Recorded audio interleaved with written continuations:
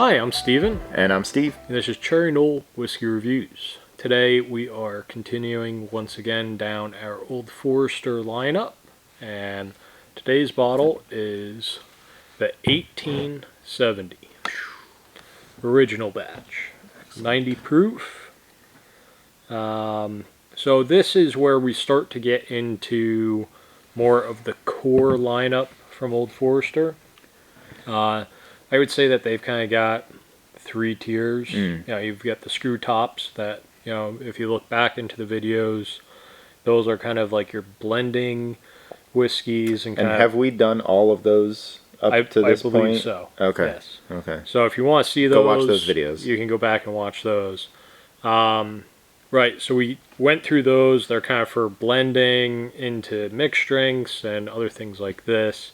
And then I think as soon as you start getting into the 1870, the bottled and bond, that kind of brings you into the next tier. And then like the final tier would be their single barrels and their birthday bourbon. So we're kind of in tier 2 of 3.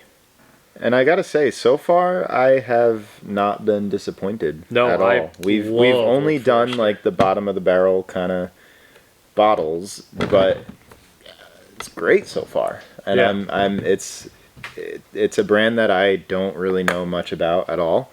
So I'm very excited to progress and see how they progress.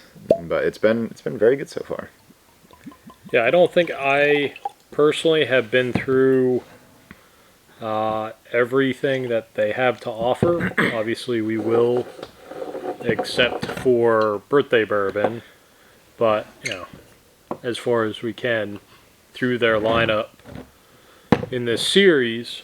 And Old Forester is definitely very high on my list of distilleries. You know, not only are their products really good, they are available just about everywhere. Yeah, and like it seems like all of them are available just about everywhere. Right. There's probably some exceptions. Yeah, so the exceptions are going to be the birthday and the birthday bourbon. Obviously, that comes out once a year. Extremely sought after and allocated. Then you've got the full proof single barrel, which is going to be the blue label. And those are store picks, so that will be dependent on your store actually going through the process to do that. And then they've got their black label single barrels, which are proofed down to 100 proof. And once again, those are going to be a store pick, so dependent on your store. But do they have anything above 100 proof? Yeah, the blue label single barrels. Okay. I think this year's that I got was like 124 or 126. Okay. Excellent. What do you think of the nose? I really like it. Dark fruits. Yeah. Baking spice. Yep. It's got a little bit of ethanol to it. It does. Like it almost makes me want to pull away, but it's not quite there. But yeah, that dark fruit. This kind of brings me back to juicy fruit gum. Oh. It's got that kind of sweet. Interesting. You know the dust on gum? Yes. So you kind of get that dust smell along with a fruity scent. Which is what's bringing me to juicy fruit. I could see that. I go somewhere completely different. I go to, like, it's very specific, but it's the middle of the Adirondacks in the mountains right after it rains. It's got a little bit of like juniper-y type, like just musty trees and that kind of. Some wet moss. And soil. Yeah. I go down that road. A little bit more earthy tones. A little bit, but also the juicy fruit. Right. Juicy fruit. Chewing juicy fruit while you going on a hike. accidentally step in a piece of juicy fruit while you're hiking up a mountain. That's what this smells like. Yeah. The sheer coincidence of that. Yeah. I'm ready. Yeah, it definitely smells delicious.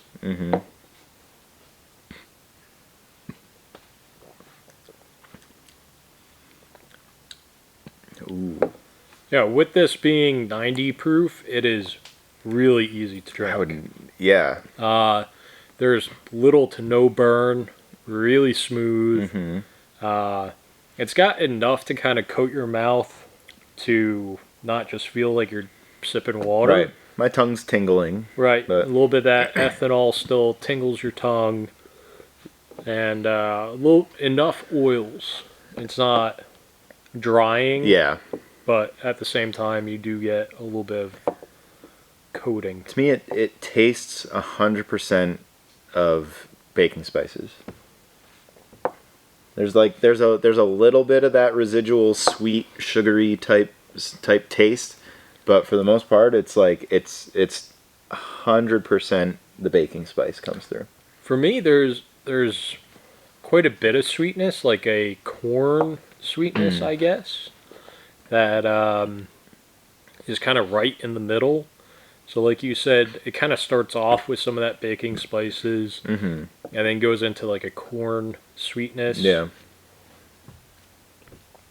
Yeah, I like this a lot. I was literally just telling you before we hit record that spiciness, and not like oak spice, but baking spice, that kind of spiciness, nutmeg, cinnamon, all that stuff. Like that's one of my favorite things to get in a whiskey.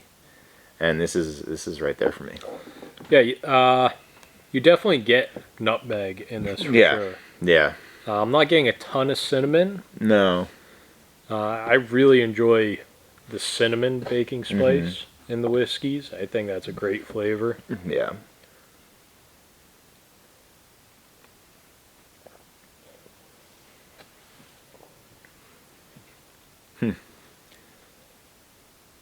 Very corn heavy. And then it's got enough rye in it to bring in those spice and fruit flavors that are really enjoyable. Yeah, what did we say it was? 18% rye or something like that? Yeah, 18% rye. Right. So, which is pretty good. Definitely, that like, I feel like that would be sometimes considered a high rye. Yeah, bourbon. So like in right on the cusp. Previous video, wasn't it 13 or something? Yeah, we looked up a distillery, and their in their notes they said, "Oh, this is a high rye bourbon," and the percentage was 13%. Yeah. So, I guess according to that distillery, anything higher than at least 13. 13 is high rye. So this is Old Forester's unofficial high rye bourbon. Right.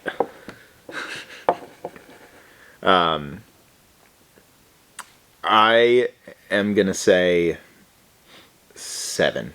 7? 7 out of 10 is what I give this one. Yeah, I'm gonna give this one 6.5. Okay.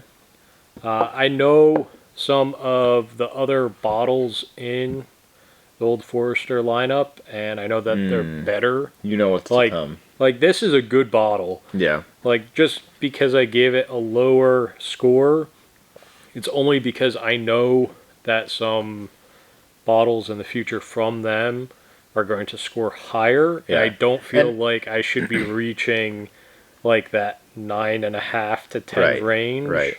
And just to be clear for everyone watching, the numbers that we give mean nothing once the video ends. Yeah, like it's just for now. Like, it's completely arbitrary. Yeah. Until there's no master list of everything that we have, and it is quite literally just a number I pulled out of my head. But at the moment, it's a 7. Yes. Right. Yeah. I could drink it in 3 weeks and it could be a 9, or it could be a 3. Yep. But right now, I don't think it'd ever be a 3. No, I don't. Okay. I think that's pretty. Maybe like a 5. Maybe a 5. Maybe a 5. But yeah, it's definitely a great bourbon. Again, it's not blowing my mind. It's not something super special that everyone should be running out to find right now. But if you're just looking for something that is in the budget end, but better than a bottom shelf mixer, this is a good place to start with the Old Forester lineup as sipping whiskeys. Definitely. Yeah. If you're looking for a new bottle and you've got $45 to spend. Right. Why not?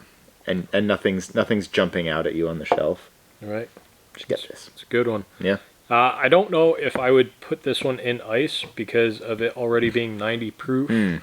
It may drop it too far. Yeah. So if you've got one of those like metal ice whiskey cubes stones or whiskey stones, you know, that would be a perfect opportunity to use those if you want it chilled. Yep.